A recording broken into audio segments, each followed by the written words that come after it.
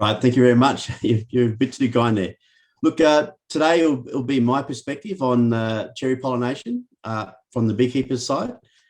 But first up, with the first slide there, I really just wanted to highlight that it's really cherry farmers and beekeepers understanding each other and working together to get a good pollination outcome. And that's what I'm going to try and cover today. So in the presentation today, I'll talk about the beekeeper cherry grower relationship, bees in the cherry orchard, so individual hive, the bees in that, and then also where to put the hives in the orchard. Again, a range of views.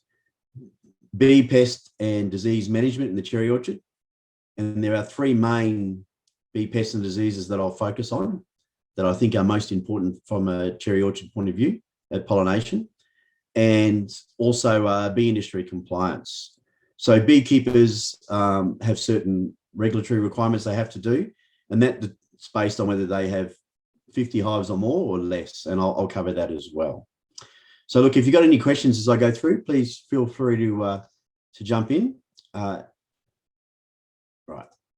done.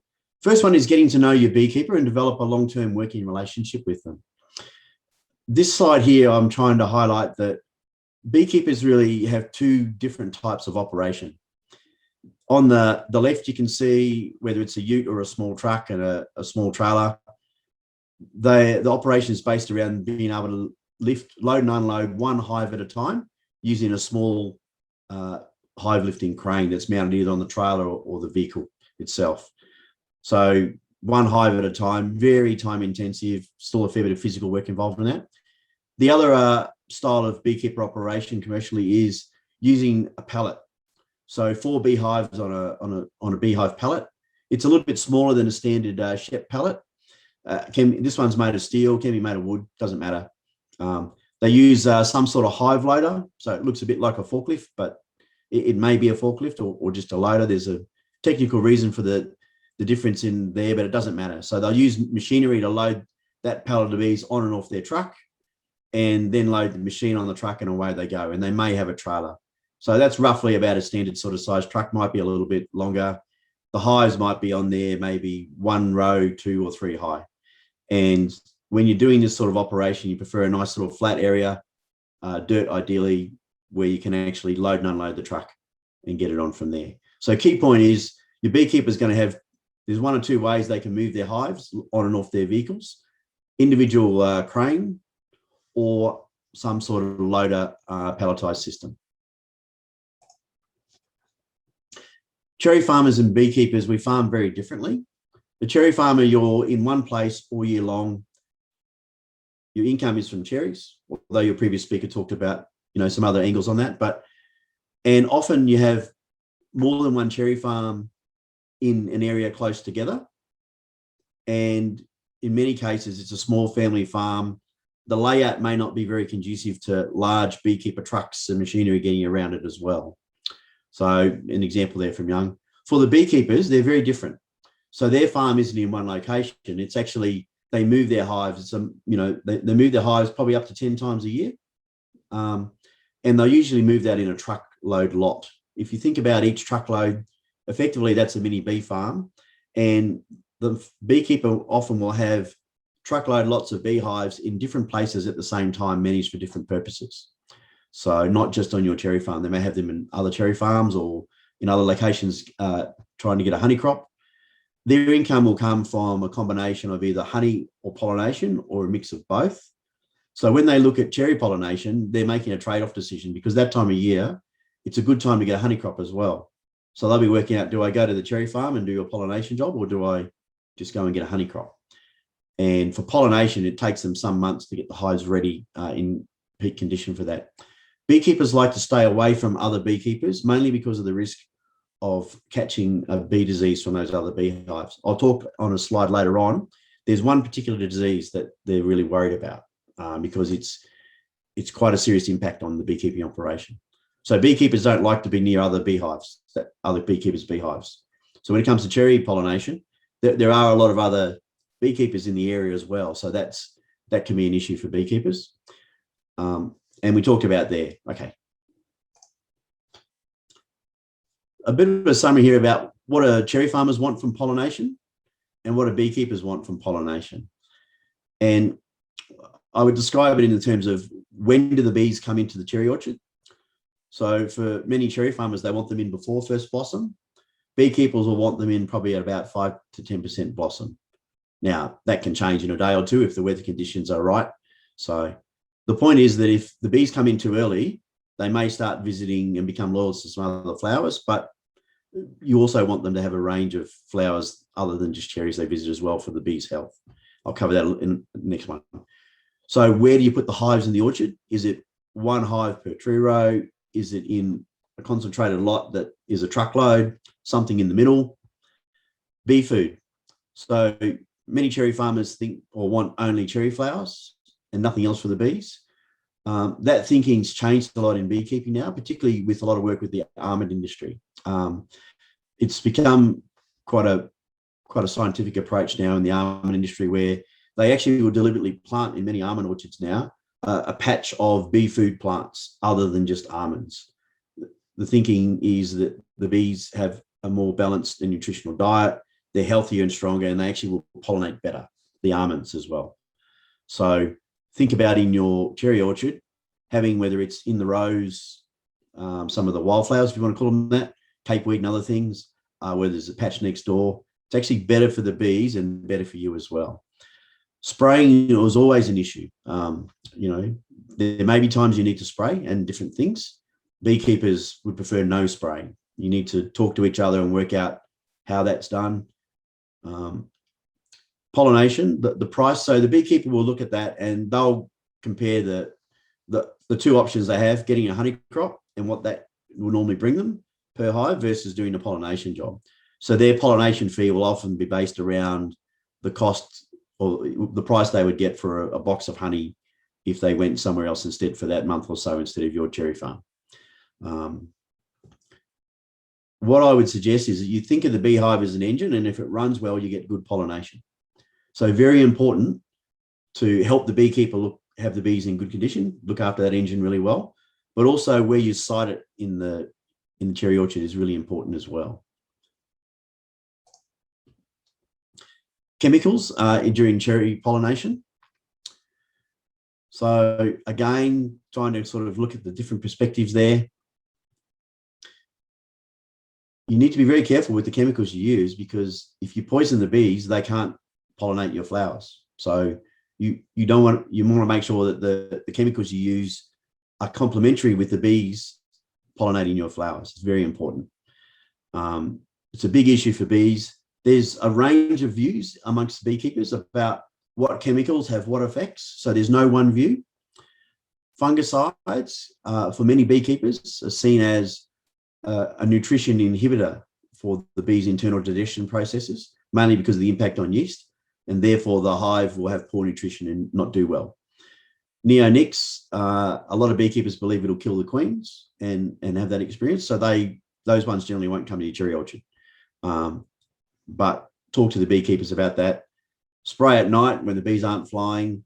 If you put hives inside the orchard amongst the trees, then there's a really high chance of spray drift when you do spray. And that can be a real issue as well. So there's some trade-offs there as well. So range of views. The key one is if you poison the bees, they can't pollinate your cherries. So find that sweet spot in between.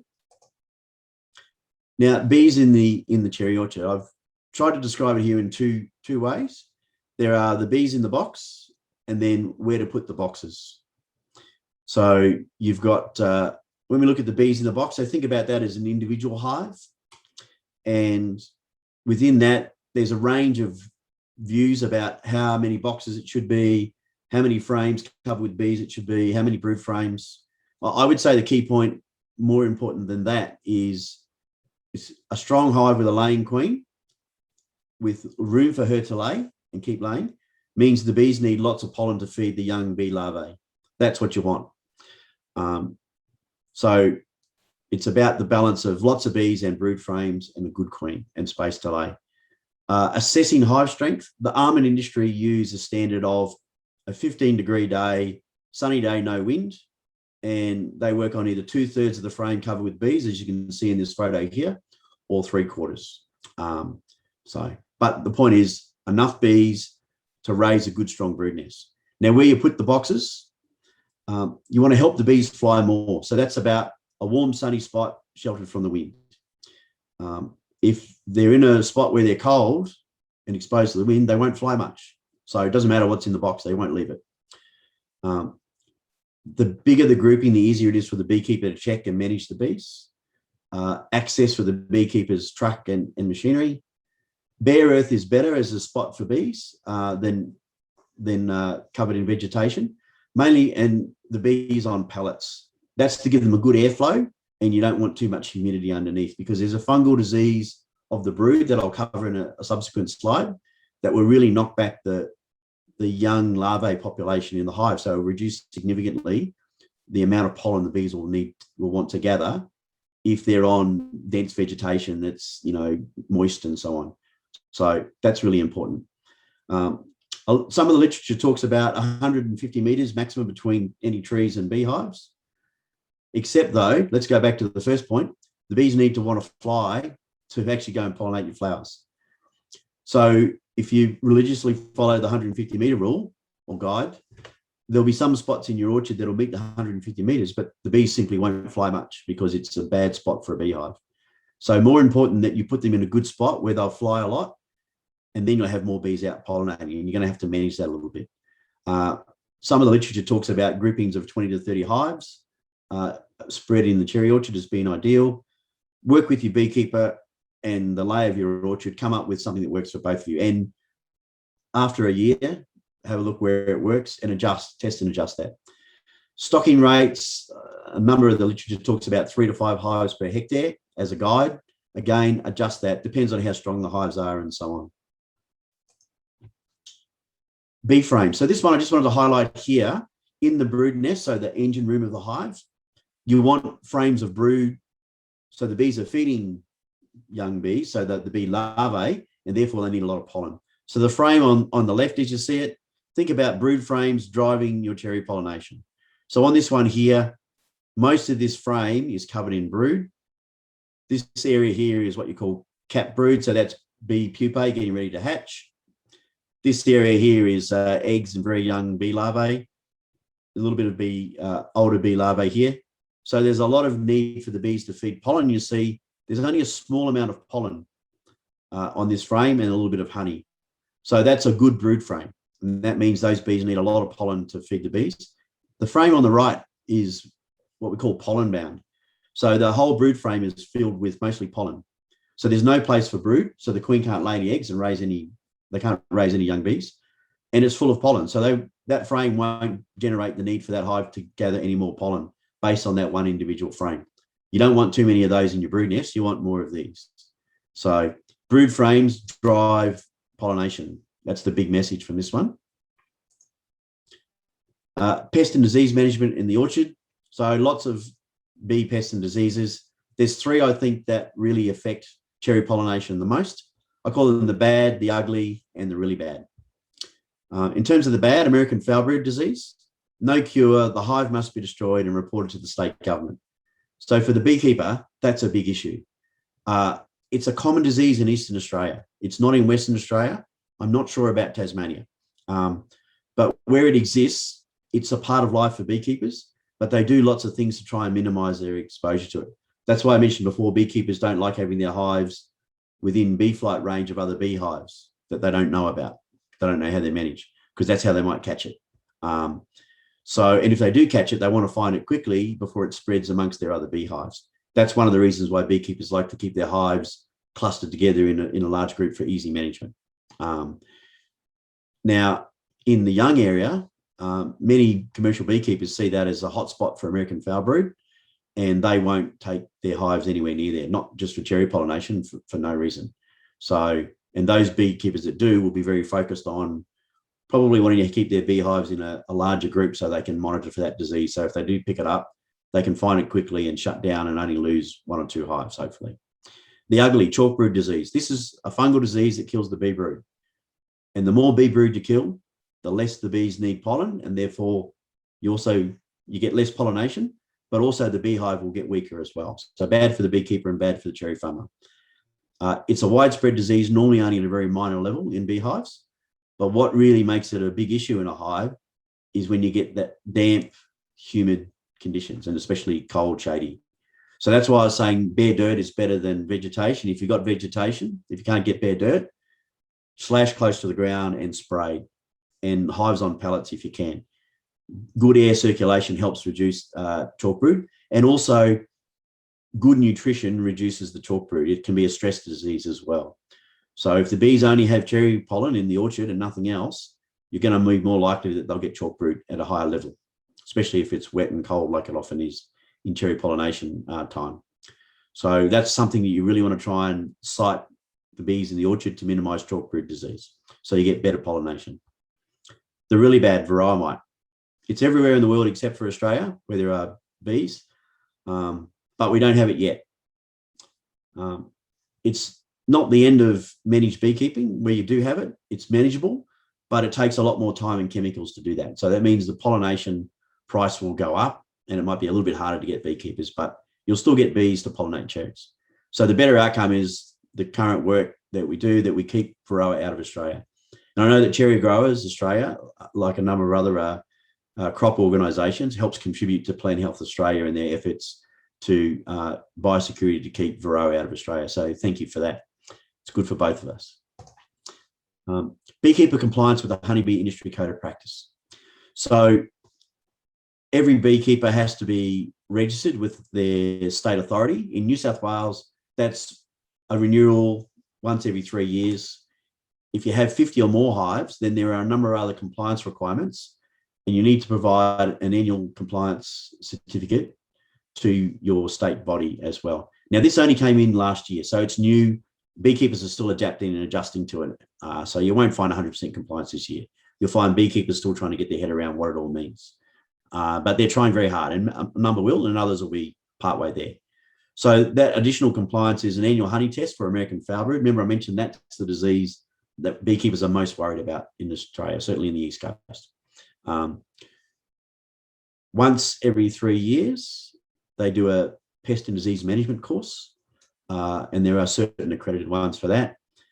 Annually, they have to do a small sample of their beehives for varroa mite, and that's done by the beekeeper themselves. There's a number of techniques they use.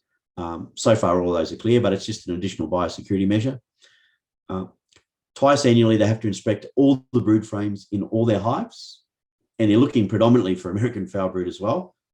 There are other diseases, but American foul brood is the main one. And those two inspections have to be at least 4 months apart.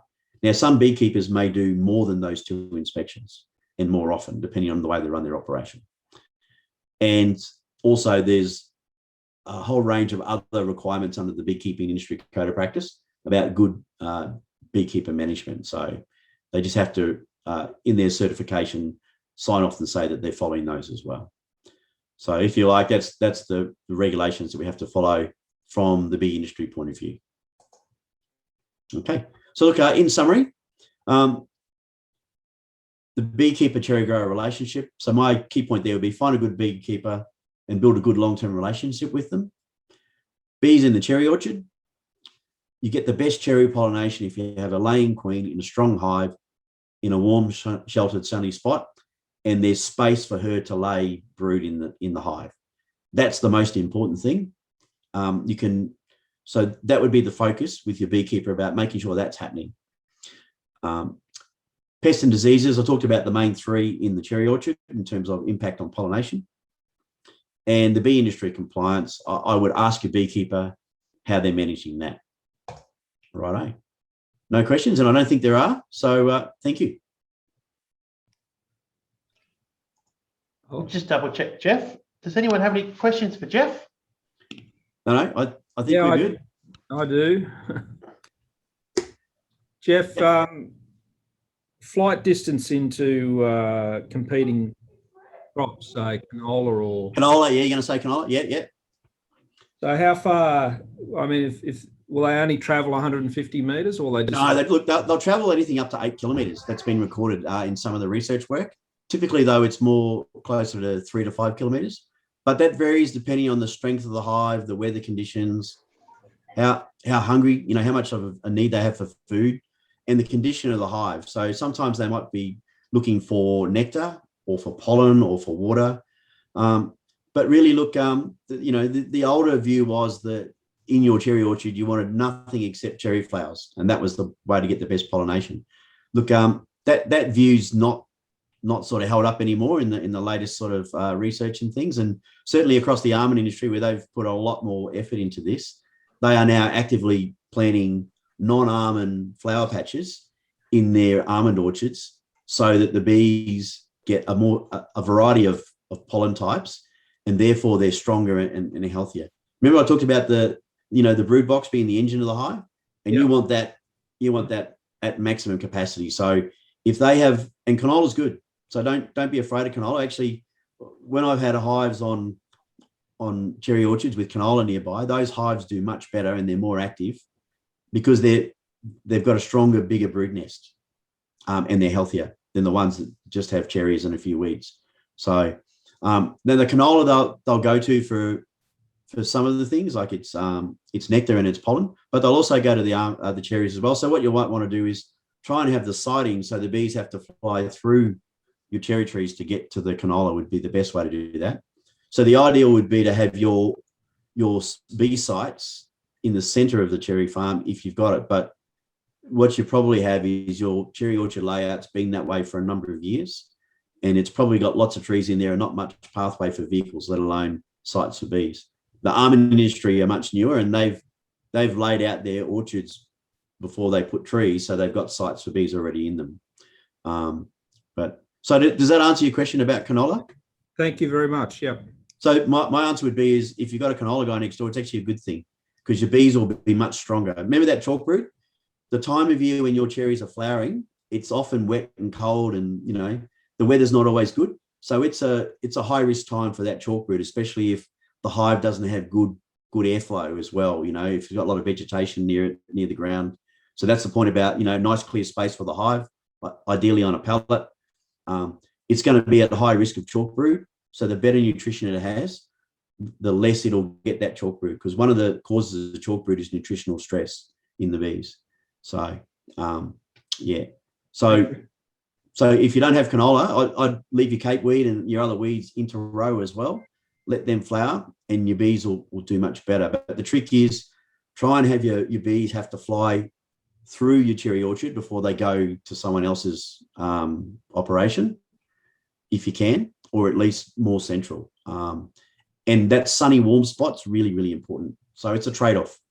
You may not be able to get the ideal, but you have to get the best that you can get. Yeah, thank you. Yeah. So we have a couple of other questions. Darren O'Brien asked, probably the most contentious one that we hear a lot.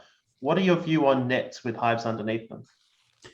I haven't worked with them, so I can't give you an authoritative answer on it, but it is workable. It's just a matter, you're going to have to find a beekeeper that's going to be happy with that. And it depends what other forage the bees have got and how that interferes with them. But there's more than enough beekeepers around, I think, who will work with them. But it's that point about finding a good beekeeper and building that multi-year relationship with them. And then I think from year to year, you're doing some adjustment on both sides rather than just, and that's the advantage I think that the cherry industry has over, say, almonds, is the almond farms I do are owned by, it's the grower I deal with, but most almond farms are corporate, and they're done, large number of hives, and they're done through brokers. So the farmer and the beekeeper will never talk in that situation. But in the cherry industry, your advantage is that it's mostly growers and dealing, smaller number of hives, often with the beekeeper. I think that's a really good opportunity because it means that you can work together, and year on year, you can fine tune the way you do things and understand each other as well. That's what I was trying to drive through the presentation there is that understanding of each other's, where you're coming from, and making it work, I think can really help you. And you crop, or you record pretty well what yield you get across rows and parts of your farm. So you can then adjust and work out, okay, well, this season just gone, maybe our pollination in a certain part of the farm wasn't so good. Was that due to was the weather bad on that side? Was it exposed to wind, or do we not have, or the bees not close enough there? And so you can fine tune that. So, and nets would be the same thing, is that. So Sam's Samuel Spurley's also asked, is there a certain height that you've seen work best in terms of height above the crop for bees to fly about? Above the crop? Yeah, so from tree to bottom of net. Now, as you said, you haven't had much. Oh, right, no. Look, what I would advise on that one is to contact the Australian Honeybee Industry Council, ARBIC. So afterwards, if Charlotte contacts me, I can give you the contact person there, and maybe we can try and get that question directly answered there. But I guess that's really about the ability for the bees to fly above the net rather than sort of into it. And you'd have to ask someone who works with them. Now, it may be that one of the larger bee pollination brokers might well know that answer as well. But you might get a different answer depending on which one you ask. So, but I'll provide some of those contacts to Charlotte afterwards, and then we can, and with the answers, if it's suitable, she might pass that out to everybody as well, rather than just the person who asked the question there. So, yeah. Right. I'll throw a quick question from me. Do you have any thoughts on wooden framed hives versus the PVC hives? Sorry, polystyrene hives. Look, they all work. So I have a personal preference, but it's a personal preference. The thing is, what's more important is where you site the hive in the orchard. So if it gets that all day, warm, sunny location, not exposed to the wind, the bees are able to do that. Now, if the hive is insulated, then what you will probably get is the bees aren't quite as cold, so they might be able to fly a little bit earlier as the day warms up. Now, I use insulated hives, so I'm biased and I think that. But if you ignore bees and think about houses, in a house, we don't argue whether insulation in a house makes a difference. So for the bees, inside the beehive, they have to maintain around the brood nest quite a specific temperature, around 37 degrees. Inside the cluster of bees are in the brood. So if you think about that as a chicken egg incubator, that's basically what they're running. So they have to work pretty hard to keep that at just that temperature and humidity. So the less insulated the cavity is that they're in, they have to do a bit more work to do that. That's all. So that's what you'll find. Beekeepers who use insulated hives will say to you that they believe that because the bees are better insulated, there's less bee effort collectively required to do the temperature control, and therefore they can put more bee effort onto pollination, flying and so on. So, but look, they both work. So from your grower point of view, I don't think it's a big difference. It's more important where you site them in the orchard, in that warm, sunny spot, good airflow under the hives. That will make more of a difference. And if you ask your beekeepers, you'll get the Ford versus Holden answer as well. So they all work. Being down here in Tassie, where, well, warm and sunny is not something we have a lot at that time of year. Certainly, anecdotally, there's beekeepers and growers who swear by the polystyrene for the extra. They reckon it might give an extra 2 or 3 hours a day of pollination, which is pretty impressive when we only have probably 2 hours of pollination. Look, that's my personal view, but I can't give you any science to back it up. So what I'm trying to talk as a beekeeper rather than as Jeff, if that makes sense. Yep. And and some of the leading Dr. Doug Somerville, who's one of the leading, let's call it, practical bee experts in Australia. He's just finished a long career with the New South Wales Department of Ag. His firm view was that it made no real difference. So, there was more about the siting and the health condition of the hive and the strength and so on. But my personal view is, if all those other things are equal and the hive is insulated, there is a bonus benefit from that. So, what about at the other end of the temperature extremes? I mean, you guys are keeping bees 12 months of the year. What about high temperatures in summer? Yeah. No, absolutely. You get less. So the bees continue to function if the hive is insulated, well past a point in a non-insulated hive where they would cease to be foraging and more just clustering, what they call bearding. The bees hang out the front of the hive, they're knackered basically from the heat. So they're not doing anything other than getting really too hot.